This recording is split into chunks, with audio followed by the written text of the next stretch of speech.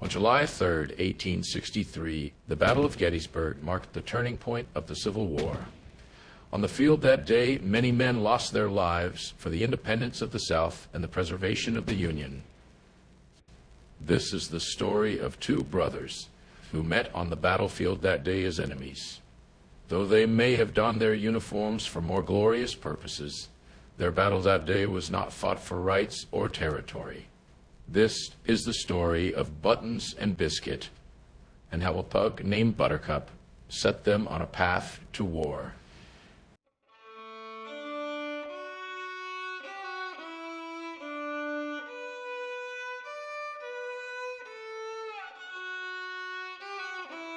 Buttons and Biscuit were born 4 years prior to that fateful day, on July 3rd of 1859. Their mother, Muffin, was a Southern lady who by all accounts was a loving mother and was often heard humming beautiful songs in their childhood home. She had come from Virginian aristocracy, while their father did not. Sprout was a rough man who had worked his way up through the military ranks to become a colonel in Virginia's 13th Infantry Regiment. It was said the same discipline he enforced in his ranks was the same discipline he enforced in his home.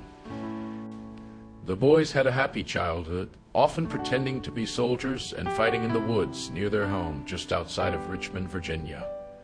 In March of 1861, when the boys were 2 years old, there was one thing on their minds.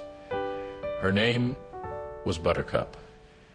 Her family did not have the prestige of other Southern families, but that mattered little to Buttons and Biscuit.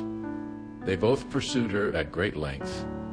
Though Biscuit had won her affection, in the end, it was Buttons who won her hand. To my dearest Biscuit, though I do love you, I can see the unrest in your heart. You are no more ready to settle down than I am ready to explore the West or sail on the high seas. Your brother has made a fine proposal of marriage, and I intend to accept. Buttercup, June 5th, 1861. Buttons and Buttercup were married 2 months later.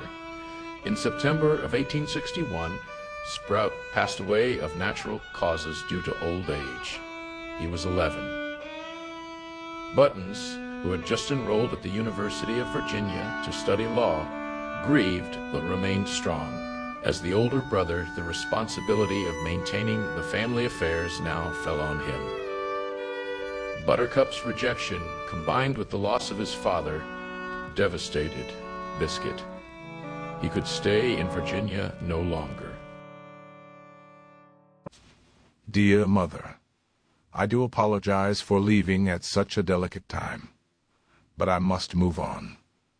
I have great faith in Buttons and his ability to take care of you and the estate. I will send you letters as often as I can write them. Your loving son, Biscuit. September 24th, 1861. Buttons went on to graduate from the University of Virginia with honors. He began his practice as a lawyer in Richmond when, like many Southern men, he received the call to arms. As an educated man and the son of a former officer, he joined the Army of the Confederacy as a lieutenant and was quickly promoted to captain. By the time the Battle of Gettysburg had begun, he was a lieutenant colonel with 1,500 men at his command.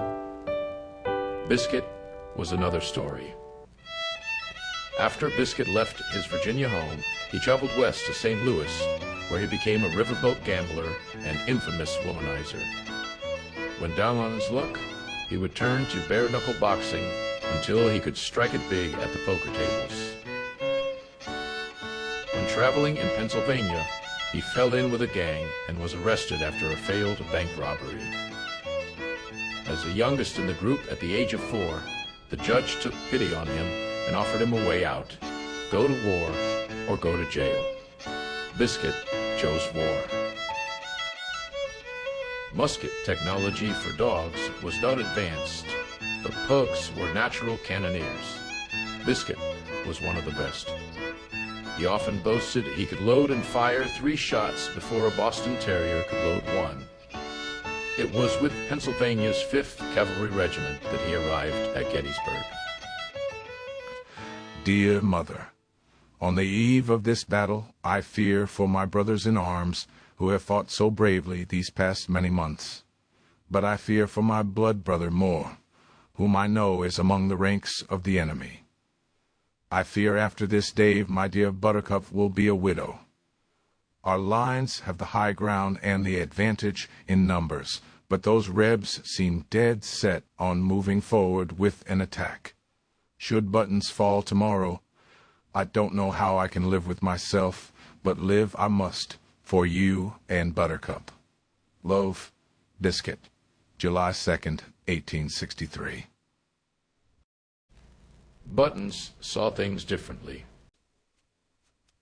My dearest Buttercup, these Yankees believe they have our number, but I tell you we have something better.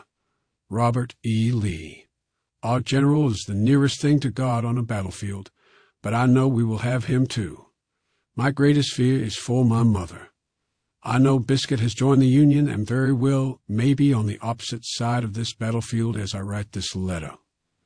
Should he fall, you must see to our mother. Your loving husband, Buttons. July 2nd, 1863. Over the next 3 days, more Americans lost their lives than in any other battle in U.S. history. After it was all over, Biscuit searched for word on his brother. Among a group of captured Confederates, his worst fears were realized. He learned his brother had fallen on the 2nd day. One captive Southern foot soldier led Biscuit to the site where he found his brother's body. My dearest Buttercup, I regret to inform you that your husband and my dearest brother has fallen in battle. I hope that someday I will be half the man he was. I intend to come home as soon as my enlistment ends. Please watch after Mother until that day comes. Yours, Biscuit. July 4th, 1863. In the winter of 1863, a battle-worn pug strode up the path to the house where Buttercup and Muffin had been living. Biscuit had come home. Though Biscuit and Buttercup never married, they lived out the rest of their lives in the home outside of Richmond until 1868, when on the road to town they were both run over by a horse cart.